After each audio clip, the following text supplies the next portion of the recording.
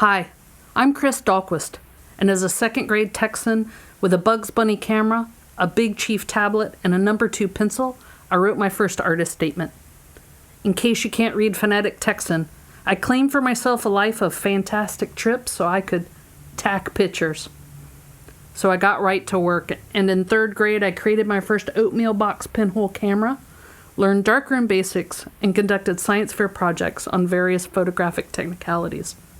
This was to be the beginning of my journey to balance the science and technical with the creative. A back and forth that is played out throughout both my career and the history of this historically new medium. By high school, the darkroom became my refuge, the place where I had tactile interactions with my images, as well as found quiet space and solitude. It is no exaggeration to say that the darkroom got me through my teenage years. After school, I began my career in commercial photography at Hallmark Cards, right as the photography industry was making its transition to digital. We were beta testing Photoshop. My education was analog, and my early career was digital, another duality that would be balanced throughout my career. After half a dozen years in commercial photography, I began to develop my own artwork. My love of photographic history and science led me to explore the 19th century photography processes, when the photographer was an object maker, where the materials worked in concert with the image to make a singular and precious object that lived outside the world of reproduction, an ethos that I continue to carry through my work. So using the tintype as a jumping-off point, I began exploring what modern process could be used to work with non-ferrous metals, and I discovered the process of a Polaroid emulsion lift, combining the slick aluminum with my soft imagery. However, the clean aluminum left little room to play, so I also explored daguerreotypes and the use of copper. I continued to work with Polaroid, but concentrated much of my effort on the malleable surface itself. The images become minimized, and the copper patina plays a more prominent role. However, I was becoming frustrated with the limitations of Polaroid, and in February of 2008, I came to the biggest limitation of all, and the most pivotal point for my work. As they stopped making Polaroid film, I was forced to decide whether to embrace digital methodology or to look backwards to create my own emulsion and surface. Being a 21st century photographer, with the sensibility and aesthetic of the 19th century, I wasn't happy with either of those choices. So I decided instead to combine the two. If I was to move forward digitally, I wanted to create something that could not be done in an analog fashion, that capitalized on the properties inherent to digital pigments and borrowed from and honored photographic history. The translucent qualities of the pigments led me to the photographers of the 20th century that were working on glass, namely the process of orotone, a photographic image backed with gold to give it luminescence and romanticism.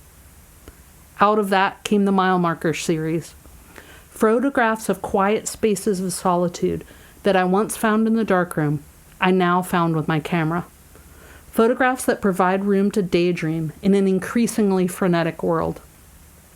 These images are about the in-between. As a society, we are so focused on the destination, both in physical form and in our daily activities, that I invite the viewer to slow down and consider the journey, to take notice of a simple beauty. As I was looking at the photographers of the turn of the last century for process inspiration, I also recognized a kinship with the pictorialists. With the advent of the Brownie camera in the 1880s, the role of photographer changed and made way for the photographer as artist. Now, with the proliferation of camera phones and everyone's ability to record their daily activities, I, like the pictorialist, am not interested in literal documentation, but strive to elicit emotion. Photograph as emotional catalyst. In the Ghost Notes series, I employ layered prints, papers, and wax to emphasize the atmospheric and emotional quality of the images. While the mile marker series might create a dialogue between the viewer and their surroundings, Ghost Notes creates a dialogue with the viewer themselves. In music, a ghost note is a note that is played but not meant to be heard. It is played to amplify what is around it, much like the necessity of the quiet meditative moments in our lives. Technology and my love of photographic history have brought about another recent addition to my artwork: large-scale public installations. Like Laundry Day, where I collaborated with the sun and the wind to tell the story of the fading effects of history. Or History Vendor, where a history lesson meets a scavenger hunt and questions who is selling you your history.